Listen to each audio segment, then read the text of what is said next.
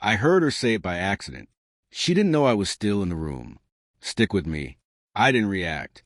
I stood there, holding my jacket, listening as she laughed with her friends and said she would rather die than marry me. The room felt smaller after that. I walked out without a sound. A month later, I lost my job. She noticed everything then. The way I counted money. The way I spoke less. Her respect thinned out. She started coming home late. New clothes. New silence. I didn't ask. I already knew. She left one morning while I was showering. No note, just space. Weeks later, a wedding invite arrived. Her name, his name. A joke, I think, or a warning. I disappeared. No messages. No updates. I worked. I watched. I learned how money moves and where fear hides. I stayed quiet. Years passed. On her wedding day, I sat in the front row. Clean suit. Calm face. The groom shook hands all morning, unaware his loans were gone, his contracts pulled, his company hollow. She saw me sit down. Her smile froze. The music started. Nothing needed to be said. The marriage ended before it began. The wedding invitation arrived on a Tuesday. No name, just a smiley face. Everyone already knew she left me for him. He had money, loud friends, and a life she wanted to post. I stayed quiet. When the invite came, I understood it wasn't kindness. It was a joke meant to remind me where I stood. I went anyway. The hall was familiar. Too familiar. I had signed the papers for this building 6 months earlier. New ownership, quiet deal. No one noticed me walk in. I wore a plain suit and took a seat near the back. People laughed, clinked glasses, posed for photos. The groom smiled a lot. He didn't know his company loan had been bought. He didn't know the grace period was over. He didn't know the calls would start tomorrow morning. She walked down the aisle glowing. Her eyes passed over me once, then twice, and moved on. I wasn't the man she remembered. During the vows, her phone buzzed. His smile slipped for half a second. Just enough. The music played. The guests cheered. Papers were signed somewhere else, at the same time. The wedding continued. It was already finished. She laughed when she said it. That part stayed with me. Stick with me. I couldn't stop hearing it, even when I left the room. She was smiling at her friends, saying she could never marry me, while hiding secrets I didn't know yet. After that, everything fell apart. I lost my job. Bills piled up. The apartment felt smaller and colder every day. She drifted away quietly, disappearing into a new life with someone richer, someone easier. I sank to the bottom. One-room apartment, old mattress, cold walls. I had nothing but time and thoughts I couldn't share. I stayed awake, night after night, thinking about numbers, patterns, ways to make things work. Slowly, I started building something. A business, data-driven, smart, quiet. It grew while I stayed invisible. Years passed. One morning, she walked into my office. She didn't know me. She smiled, thinking she could charm her way into funding. I listened. I nodded. I typed. The papers were signed, but not hers. She left confused, wondering why. I didn't say a word. She never understood that I had changed everything while she laughed. Unaware of who I had become, I didn't argue. I didn't beg. I just stopped answering. Stick with me. She thought silence meant weakness. It didn't. I walked away, leaving the messages, the calls, the small arguments behind. I vanished from her life without a trace. I went overseas. A city far from her laughter, far from the world that had humiliated me. I found a mentor, a man who didn't care about my past. He taught me discipline, focus, patience. I worked every day, learned every rule, earned every quiet victory. Years passed, and I became someone strong, someone no one could ignore. Then the invitation came. Her wedding. She wanted attention. I wanted nothing except to arrive. The hall was bright, full of noise, and I sat at the front, calm and silent. People shifted, sensing me. Her smile faltered. She realized too late that I was no longer the man she dismissed. The groom shook my hand. Confident, unaware of the quiet power in that grip. I said nothing. I didn't need to. My presence alone changed everything. She watched. The wedding continued, but nothing in that room would ever be the same again. The room was so small I could touch both walls. Stick with me. I spent months there, alone, watching the shadows move. She had left quietly, leaving only the empty space where her laughter had been. No fights, no screams, just absence. It settled around me like dust. I didn't cry. I didn't shout. I worked. Every day, I built something from nothing. I studied, I calculated, I planned. The world outside moved fast, but in that small room, time was mine. The walls became my focus, my teachers. Years passed. The man I had been faded. I grew, quietly, until the world outside began to notice. Money, influence, respect. Everything she had chased with ease, I earned with patience.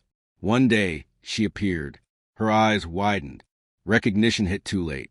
She smiled, expected me to see her, to plead, to remember. I didn't. I walked past her without a word.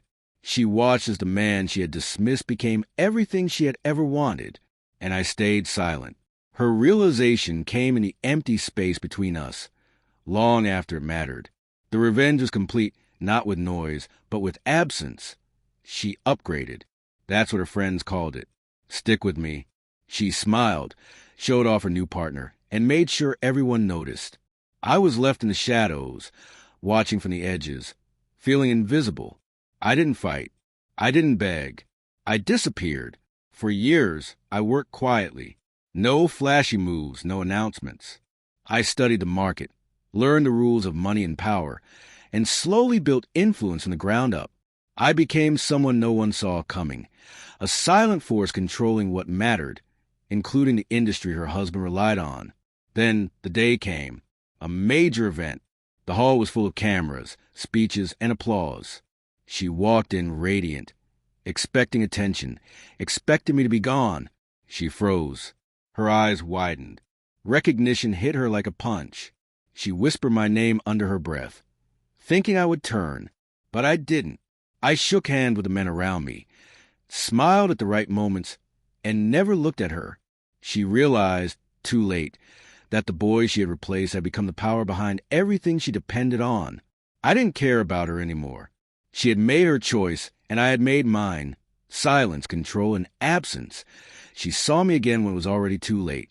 Stick with me. I didn't plan to meet her. The city was crowded, the streets full of strangers, and yet there she was, standing across the street like a memory come alive. She froze, her eyes widening as they landed on me. Years had changed me. The boy she once laughed at, the man she left behind, was gone. I moved with quiet confidence, the weight of discipline and hard work carrying me forward. She opened her mouth, probably to speak, but no words came. I didn't stop. I didn't turn. I walked past her, the noise of the city around us, her realization sharp in the air like a cold wind. She watched me go, understanding everything too late. All the plans, all the dreams she had chased meant nothing now. I had become something she could no longer reach, a life she had overlooked while she lived hers. And I kept walking, silent, untouchable, unchanged by her recognition. She stood there, staring, while I disappeared into the crowd. Nothing was said, nothing needed to be. It was already over. He was the first man who didn't ask about my past. Stick with me. No one had ever looked at me like that before. No questions, no judgment, just guidance. I followed him quietly, learning how to move in the world, how to speak, how to command attention without demanding it. He taught me patience, strategy, and the strength of restraint. While she flaunted her life, I built mine slowly. I took every lesson seriously, every opportunity silently. People noticed me, first in whispers, then in nods of respect. I didn't rush. I didn't compete. I just became better, stronger, more visible, not in noise, but in presence. Years later, she appeared at a gathering. She smiled, expecting recognition, expecting attention, but I didn't acknowledge her. She realized too late that the boy she dismissed had become someone important, someone people listened to, someone untouchable by her words or her charms. I never confronted her. I didn't need to. Power doesn't shout. It shows itself in how quietly the world changes around you. She faded into the background, invisible in a room I now own with respect, control, and calm authority. I had won, silently, completely, without ever raising my voice. I learned silence is louder than anger. Stick with me. I didn't shout. I didn't plead. When she laughed at me with her friends, I only watched. The apartment grew smaller with each passing day, shadows stretching across the walls like reminders. I worked quietly. Nights were long. I built, I studied, I planned. Every move I made was careful, unseen, precise. The world outside kept moving, but I stayed patient, shaping my life like a sculptor shaped stone. Years passed. I became someone strong, respected, impossible to ignore. She lived her life, unaware of what I had become. I never called. I never sent messages. I didn't need to. Then she appeared, needing something from me, smiling like the old girl she once was. I listened. I nodded. I refused. Not with anger, not with words, just with stillness, with quiet authority. Her face fell, understanding dawning too late. I turned away. She watched me leave, powerless. Silence had done what yelling, begging, or confrontation never could. Slowly, invisibly, completely, I had won. And she knew it. The quiet was louder than any scream she could have heard. I took a seat in the front row. Stick with me. The hall was bright, full of laughter and music. Flowers lined the aisle. Candles flickered softly. And everyone was waiting for her. She walked in, smiling, glowing, thinking this day would be perfect. She didn't notice me at first. I watched quietly. Every detail of the wedding unfolded before me. The vows, the laughter, the applause, but nothing reached me. I had waited for this moment for years, and now I was here, calm, silent, in plain sight. Her eyes finally landed on me. The smile faltered for a heartbeat, then tried to return. She didn't understand how much had changed, how different I had become. The groom shook my hand, unaware of who I really was. I didn't speak. I didn't move. My presence alone shifted the room. She searched my face for recognition, for anger, for the boy she once knew. But there was only quiet. The music played. Guests cheered. She leaned slightly toward me, expecting something, anything. But I only met her gaze with one cold thought, one simple truth. You're too late.